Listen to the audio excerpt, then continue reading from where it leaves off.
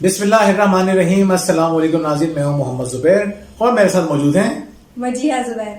नाज़रीन, आज का मौजू बहुत इंपॉर्टेंट है। हम देखते हैं कि बच्चे जिद्दी बहुत होते जा रहे हैं, बदतमीजियां बहुत कर रहे हैं और नाफरमान हो रहे हैं। इसकी बुनियादी वजह जाने बगैर हम उनकी जिद्दों को खत्म करने की कोशिश करते हैं, उनकी बदतमीजियों का इलाज करने की कोशिश करते हैं, या हम उन्हें फर्माबरदार बनाने की कोशिश करते हैं। ये नहीं सोचते कि ऐसा क्यों हो रहा है। अब जब लोग ये नहीं समझते कि ऐसा क्यों हो रहा है, तो बच्चों के अंदर कभी भी तब्दीली पैदा नहीं कर पाते। बुनियादी चीज क्या है? बुनियादी चीज है बच्चों के अंदर सेल्फ कंट्रोल पैदा करना। हमारे मजहब का इतना जोर क्यों है कि सब्र करो, अपने अंदर सब्र पैदा करो। जो लोग सब्र करते हैं अल्लाह ताला उनके साथ होता है। जो सब्र करते हैं वो कामयाब होते हैं। क्यों? अच्छा चले, सही है। हम आज दुनिया भर के जब हम रिसर्चेज उठा के देखते हैं, हम मार्शमैलो इफेक्ट की बात करते हैं, हम दूसरी रिसर्चेस की बात करते हैं, क्या बात पता चलती है? 40 साल की रिसर्च के बाद हमें पता चलता है कि बच्चे में अगर आपने सेल्फ कंट्रोल पैदा कर दिया तो उसकी तमाम की तमाम जो खराबियां हैं वो आप उसको बेहतर कर सकते हैं। क्यों? आपने उसके अंदर सब्र पैदा कर दिया। तो आज हम बात कर रहे हैं सेल्फ कंट्रोल की। बहुत इंपॉर्टेंट वीडियो है। ये 4 बातों का ख्याल रखें। हो सकता है आप लोग कहेंगे हम पहला काम तो हम करते हैं, ये दूसरा काम तो हम करते हैं, लेकिन अगर आप चारों काम करते हैं, यकीन करें ऐसा हो ही नहीं सकता कि आप ये चारों काम कर रहे हो और बच्चा बदतमीजियां भी कर रहा हो, नाफरमानियां भी कर रहा हो और जिदे भी कर रहा हो। तो अगर आप चाहते हैं कि आपके बच्चे के अंदर से नेगेटिव चीजें निकलें तो इन 4 बातों का ख्याल रखें खास तौर पर। जी बच्चे, बिल्कुल ऐसा ही है। जैसे हमारी पहली बात जो है, पहला पॉइंट वो यही है कि बच्चों के अंदर लिमिट होनी चाहिए। यानी देखिए ना, माँ बाप के लिए कोई मुश्किल नहीं है कि बच्चों को हर चीज प्रोवाइड करें। आजकल माशाल्लाह से माँ बाप जो है वो चाहते भी यही कि बच्चों की हम हर बात पूरी कर दें, लेकिन हर बात पूरी करना कोई अच्छी बात नहीं है। बच्चों की एक लिमिट होनी चाहिए। और ऐसे हम देखते हैं बच्चे जाते हैं शॉप्स वगैरह जाते हैं, हर चीज़ चाहिए होती है उनको, माँ बाप दिला भी रहे होते हैं। तो इसका बड़ा अच्छा तरीका ये है कि आप बच्चों की पॉकेट मनी रखें। अच्छा, फिर होता क्या है कि अगर आपने पॉकेट मनी भी रखी होती है तो उसमें बच्चे करते क्या है, शुरू के 2-3 दिन में अपनी वो सारे जो उनका अमाउंट होता है खत्म कर दे देंगे, और उसके बाद फिर बच्चे जो है माँ बाप पर डिपेंड करते हैं और पेरेंट्स दे रहे होते हैं पैसे कि कोई बात नहीं है ले लो, क्योंकि वो 10 मांगते हैं, 20 मांगते हैं, कोई मसले की बात नहीं होती। बाद में ज्यादा पैसे ही मांगते हैं लेकिन कोई मसले की बात नहीं होती। लेकिन मसले की बात होती है कि बच्चों के अंदर लिमिट, सेल्फ कंट्रोल खत्म हो जाता है उनका। जैसे बहुत सारी माँ की कॉल्स आ रही होती है, कहती हैं कि बच्चे इतने खुदगर्ज हो गए हैं कि उन्हें मालूम है घर के हालात क्या हैं, लेकिन उन्हें नई बाइक चाहिए, उन्हें नए फोन चाहिए, मोबाइल फोन चाहिए उनको। वो देख भी रहे घर के मामला किस तरह के, लेकिन उनकी समझ भी नहीं आते। तो सेल्फ कंट्रोल खत्म करना होता है ना, तो बच्चे में सेल्फ कंट्रोल खत्म हो रहा है, यहीं से खुदगर्जी स्टार्ट हो जाती है। ये जो वजीर ने खुदगर्जी की बात की ना, मुझे 11 साल पुराना वाक़या याद है। जब मैं एक चैनल में काम कर रहा था, हम लोग रोड शो किया करते थे, तो पूरा प्रोग्राम मैं ही ऑर्गेनाइज किया करता था। तो हम प्रोग्राम बना रहे थे नशा करने वाले लोगों के ऊपर। तो हम एक जगह पे गए, कराची में एक इलाका है कायदाबाद, उसके अंदर एक पुल था। पुल के नीचे हम पहुंचे, एक हीरोइनची को हमने देखा। हमने उसका इंटरव्यू भी किया क्योंकि वहाँ पे रिहैब्स पे भी जाया करता था वो। तो जब हमने उसका इंटरव्यू करना शुरू किया, उसने बताया कि मेरी हालत इतनी ख़राब हो जाती है, मेरा खुद पे कंट्रोल नहीं रहता।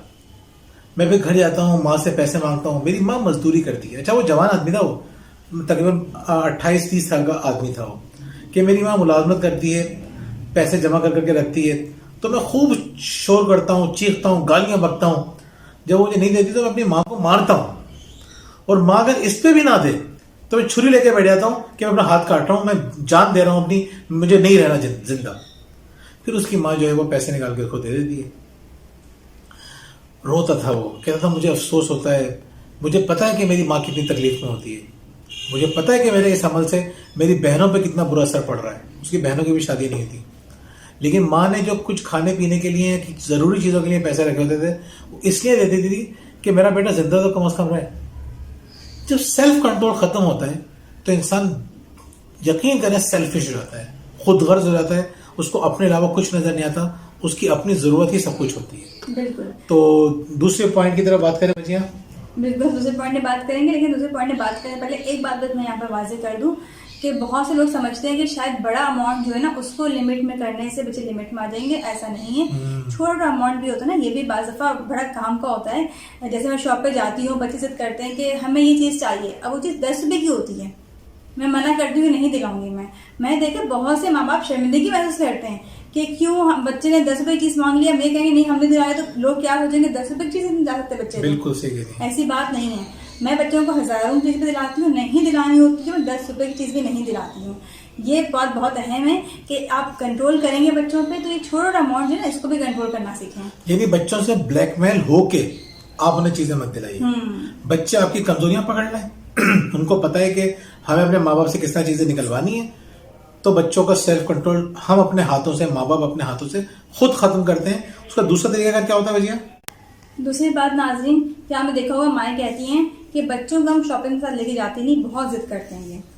अब जब बच्चों की आदत ही नहीं होगी शॉपिंग पे जाने की और चीजों को देखने की और सेल्फ कंट्रोल की कि नहीं लेनी चीज तो नहीं लेनी, तो उनकी आदत कैसे बनेगी? और बच्चों को लेके जाना पड़ जाता है, कभी आपको उनके साइज की वजह से शूज दिलाने उसकी वजह से, तो जब भी आप लेके जाएंगे बच्चा आपकी जिंदगी जो है वो मुश्किल में डाल देगा कि मुझे ये टॉयज चाहिए, मुझे ये चीज चाहिए, मुझे वो चीज चाहिए। और फिर क्या करते हैं बच्चे, रो रहे होते हैं, जिद कर रहे होते हैं, आप चीज दिला देते हैं।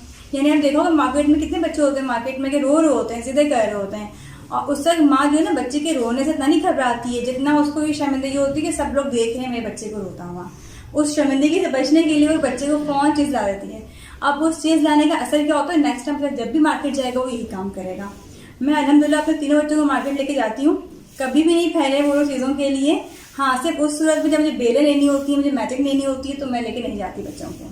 लेकिन मैंने कभी अवॉइड नहीं किया बच्चों को मार्केट ले जाने से। इवन जब हम ग्रोसरी के जाते हैं तो मार्ट जाते हैं हम लोग, बच्चे हमारे साथ होते हैं। एक दफा मेरी सास भी साथ गई तो वो हैरान थी कि बच्चे जो किसी चीज की जिद नहीं कर रहे। यानी हम उन्हें टॉयज वाले पोर्शन में लेकर गए, हमने पूरा पोर्शन घुमा, बच्चों ने टॉयज देखे और किसी टॉयज की जिद नहीं की। तो मेरी सास ने पूछा ये क्या बात है कि बच्चे कुछ मांग ही रहे। मैंने कहा बच्चे इसलिए नहीं मांग रहे कि उन्हें घर से मालूम है कि हम क्या चीजें लेने आए यहाँ पे, और बच्चों से हमने पूछ लिया तुम लोग क्या चाहिए, तो बच्चों ने बताया था हमें ये चीज चाहिए, वो हमने दिलाई दी बच्चों को। वो चीज उनकी ऑलरेडी ट्रॉली में मौजूद थी, तो उन्होंने किसी और चीज की जिद ही नहीं की। ये होता है सेल्फ कंट्रोल। बच्चों को चीजों दूर रख के आप सेल्फ कंट्रोल पैदा भी कर सकते हैं। हम उनको बता के जाते हैं कि अभी डिसाइड कर लेते हैं हम लोग कि क्या चीज खरीदनी है, वहां जाके डिसाइड नहीं करना। बिल्कुल। और वहां जाके कितनी बड़ी चीज नजर आ जाए तो उसकी तरफ मूव नहीं करना। गोल सेटिंग का भी उसूल यही है।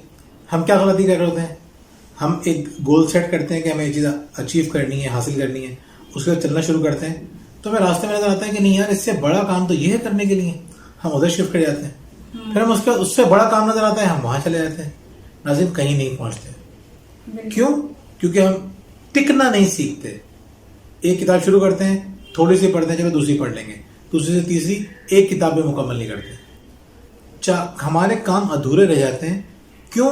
क्योंकि हमें काम मुकम्मल करने की आदत नहीं होती, सेल्फ कंट्रोल नहीं होता। सेल्फ कंट्रोल क्यों नहीं होता? हम बच्चों को बताते नहीं है कि पहले से डिसाइड जो काम करोगे वही काम करने, दूसरे काम बाद में सोचेंगे। बिल्कुल ऐसा ही है। अब हम आते हैं तीसरी बात पे, तीसरा पॉइंट, बच्चों से झूठे वादे ना करें।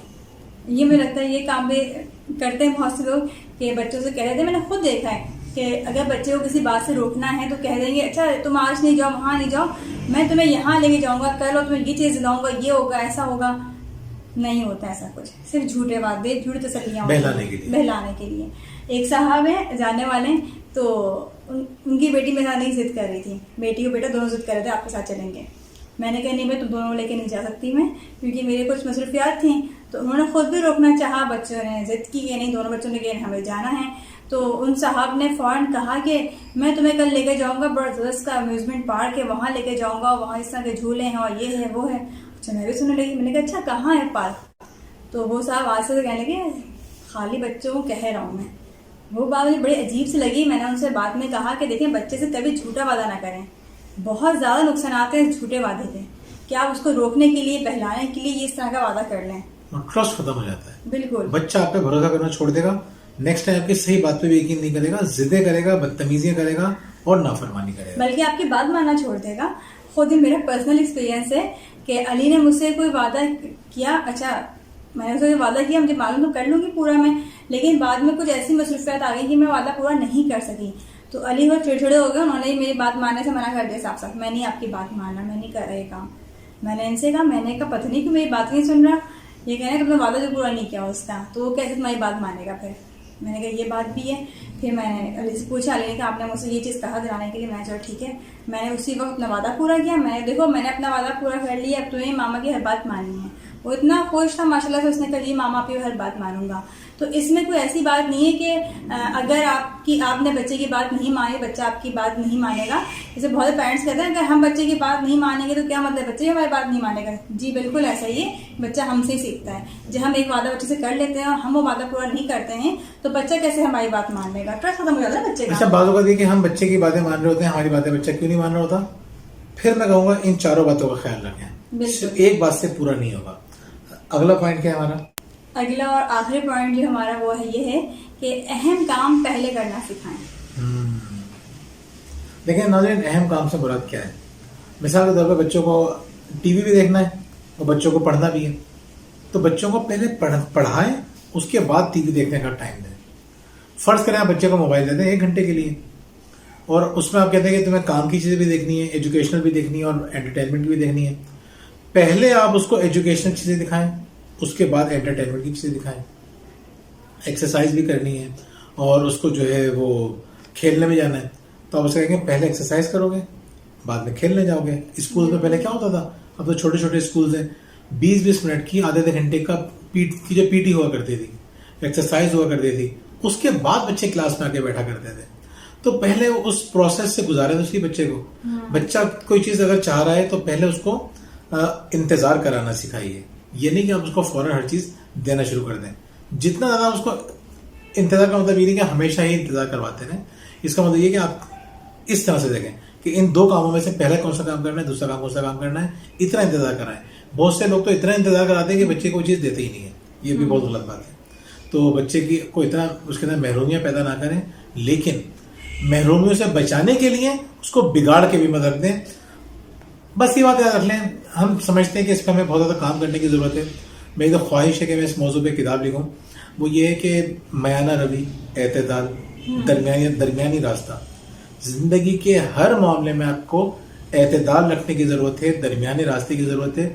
जहां दरमियाने रास्ते से आप हटेंगे फौरन बैलेंस आउट हो जाएगा, चीज़ें डिसबैलेंस हो जाएगी। जब हम बात करेंगे अहम काम पहले करें, तो अपने काउंसलिंग में जब मैं देखती हूँ कि माएँ परेशान होती हैं, बच्चे पढ़ नहीं रहे हैं, हर वक्त मोबाइल यूज़ कर रहे हैं, तो मैं यही पॉइंट डिस्कस करती हूँ उनसे कि अगर आपने इस चीज़ पर कंट्रोल कर लिया ना, अपने घर में आपने ये एक उसूल बना लिया है कि पहले अहम काम करने हैं, उसके बाद इंजॉयमेंट है, तो आपकी ज़िंदगी आसान हो जाएगी। बच्चे पढ़ेंगे भी और मोबाइल का भी उनका एक टाइम सेट हो जाएगा। ये जो 24 घंटे बच्चे चाहते हैं बस मोबाइल ही हाथ में रहे, ये चीज़ खत्म हो जाएगी। तो ये जो आखिरी पॉइंट है बहुत अहम है कि बच्चों को पहले अहम काम करना सिखाएं। नाज़रीन, चारों काम बहुत इंपॉर्टेंट हैं। बास कंडीशन में पहला होगा, बाद में दूसरा, बाद में तीसरा, चौथा। चारों को मजबूती से पकड़ लीजिए। इसमें से कोई एक भी ऐसा काम नहीं है जिसको आप नजरअंदाज कर सकें। नाज़रीन, चारों बातों का ख्याल रखें, इन पे अमल करें और फिर आप हमें दुआएं दें। आप कहेंगे कि कितनी ज़बरदस्त और कितनी काम की बातें बता दी। ये हमारी सोसाइटी की बातें हैं। ये कोई आपसे मगरिबी फ़लसफ़ा आपसे डिस्कस नहीं कर रहे हैं, बाहर की दुनिया की बातें नहीं कर रहे हैं। हम वो बातें, प्रैक्टिकल बातें कर रहे हैं जो हमारे घरों की हैं, हम पाकिस्तानियों के, इंडियंस के घरों की हैं, और वैसे तो पूरी दुनिया के लोगों की बात। Thank you so much. अल्लाह हाफ़िज़।